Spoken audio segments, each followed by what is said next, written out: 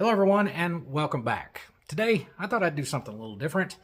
I want to try to answer one of the most common questions I see in the comment section anytime I've done a video on a build for a customer and posted it on here, of course.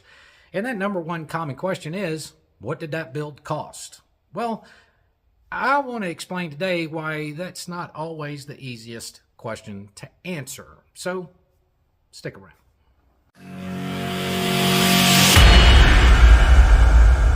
What I'm about to tell you will not come as new news to anyone that's done business with us before when we have our engine consultations and we talk about your performance build, but we're not the only place that builds performance engines. So in all my years of doing this, I've learned that there are, in fact, 5 things that determine the basis by which your build should progress, and that determines what budget you should have available in order for you to successfully build your performance bike. And these 5 things, or 5 questions, are questions that I ask before I begin the planning process with someone. And that's largely why I can't answer that question for every single one, because everyone's answers to these 5 questions are largely different. So that's the basis by which we have to determine what direction to go. So these 5 things don't only apply to us. If you're considering a build, you'd want to consider these 5 things because they will affect your budget. Number 1, the current condition of the motorcycle. That's kind of a bit of a no-brainer. How many miles does it have on it? We have to think about wear and tear items, things about, your belt, your pulleys, Then you want to think of the overall mechanical aspects, things like your brakes and your tires and that sort of thing. But another aspect is, has that motorcycle ever been modified before? So are you starting with a bone stock motorcycle? Are you starting with one that's had 2, 3, 4 engine builds in it? And for several reasons. One, it could be an opportunity to save you some money. You could have some good parts in there already that could be reused in your next engine build. It's one thing to consider. But on the other side, if it's been done several times, it can also add tremendous cost as well. If bolts have been taken out 3 or 4 times, heads have been torqued down multiple times, it can increase the chances that you pull cylinder studs. You may have to repair threads in certain holes. There's a lot of aspects that go into what are the current condition of the motorcycle. So I'm going to say that's number 1. Number 2 is going to be, how much power do you want to make? Now, it's not just about paying more dollars for more power.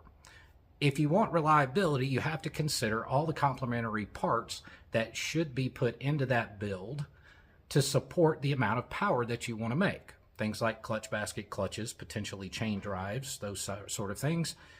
Those are all the things that should be considered. All right. Number 3 is your environmental conditions. If you live in the southwestern U.S., where you could see temperatures in Southern California, in some places Arizona, you see temperatures 110, 15, 120 degrees. If you want a very high performance engine, there are steps that can be taken to extend the life of that engine, even though it's in that extreme of an environment. Things like, different thermal coatings of the ports and the chambers and all that stuff. We've got access to all that stuff. And doing those things, anodizing pistons and just all the coatings and things that can be done, and then the quality of the parts that are used. Does it support those extreme conditions? That's something that should be considered. Number 4 is largely up to you, your right hand, and how you intend to use the motorcycle. The more aggressive of a rider you are and the more power that you make, again, we go back to the complementary parts. We need to think of also, is this just a daily cruiser for you? Is this a bar hopper for you? Or is this something that you're loading down with luggage and you're trying to drive cross country with it multiple times and do all these things? So is it a true touring bike? And how you're going to utilize it, how aggressive of a rider you are. That is a very important aspect because it also determines other steps that should be taken. Do you, for example, really need a tapered main bearing conversion? Do you really need a forged, or billet clutch basket? Do you really need a lot of things? And your right hand determines a large part of that. Now, number 5. I honestly believe that number 5 is probably the most important one in this entire list. And it's also the one that seems to get the most curiosity from folks when I mention it to them. And number 5 is the level of confidence that you require in your build. Now think of that for a second. They all play in together, but the level of confidence that you have in that build will also determine what parts should be upgraded. If you don't have a whole lot of faith in maybe a stock cam plate and oil pump, and it would make you feel better to have an upgraded one in there for their various advantages, but maybe one advantage is you just want to feel better about it, knowing that you have a better part. Well, that's where number 5 comes in. It's other things like, do I really have to have, say, a transmission? Do I really have to have chain drive?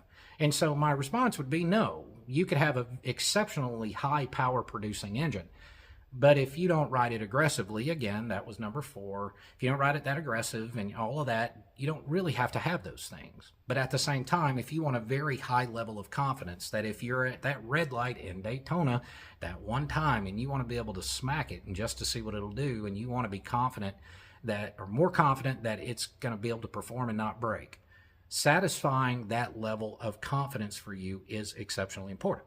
Now, when you take the combination of all 5 of those questions and you answer all of those questions, that is when you can start to determine the basis of the build, how far you need to go. Parts cost what they cost, and that's in the massive percentage of the total cost of a build. In most cases, 80%, or in some cases even more, is just in cost of parts.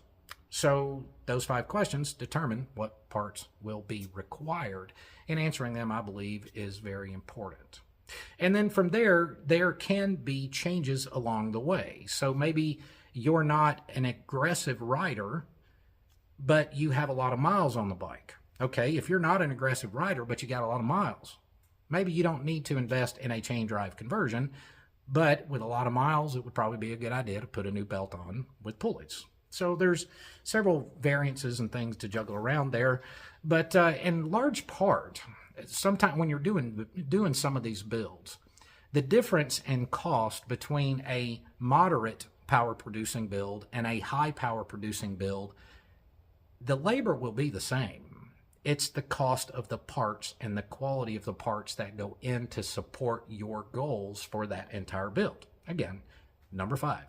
And the answer to the rest of those questions. So I hope this helps you guys and give some consideration to all of those 5 things, whether you talk to us or someone else about your build, and make sure that those questions are answered, because they can make not only a very big impact in the cost of your build, but also a very big impact into the success and the longevity and the reliability of that particular build. And then you get to make the ultimate decision. Are you willing to compromise a little bit on the reliability side to have even more power? Sometimes you could call that a bullet point number 6. How am I going to use it? I want a monster, but I understand I may give up a little bit of reliability or longevity. And really only you can answer that question. And the hopes is that a builder will be responsible and inform you of what those compromises could be. And that pretty much sums it up. I hope that answers the question. Guys, you haven't seen me do an engine teardown video in a while. I've got several engines I'm getting ready to tear down here. And another one that I'm going to be doing tomorrow is a transmission teardown, doing a cruise drive. You haven't seen me tear down a transmission in quite a while, and it's a relatively straightforward process. However, there are a couple little tips and tricks and some tools that I'm going to use to make it easier to do things like get that inner primary bearing race out of there and get that pulley nut off, your main drive gear nut and stuff like that. A couple of tips and tricks on that too. So keep a lookout here in the next few days, and I'll get that video posted. So guys, take care of yourselves and each other. I appreciate it. And, if you haven't, please subscribe. It's amazing. We have tons of views on our videos, and I think like 80% of our viewers, they view repetitively, but they don't subscribe. If you don't mind hitting the subscribe button. And the other question I get is, hey man, you haven't posted a video in a while. Well, I post videos often. And if you hit that notification bell and you click on that, then you'll get the notification, notify all, that I've posted a new video, and you keep up to speed on them. So guys, thanks a million again, and we'll talk to you soon. See you on the next one. Have a good one.